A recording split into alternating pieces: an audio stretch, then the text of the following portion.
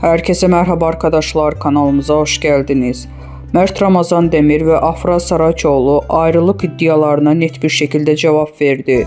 Afra Saraçoğlu, Paris Moda Haftası dönüşü Mert Ramazan Demir ile yaşadığı ayrılık iddialarına son noktayı koyarak açıklamalarda bulundu.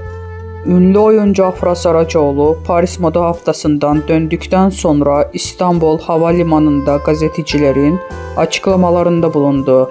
Son dönemde adı Mert Ramazan Demir ile yaşadığı ilişki hakkında çıkan ayrılık dedikoduları ile gündeme gelen Saraçoğlu bu iddialara açıklık getirdi.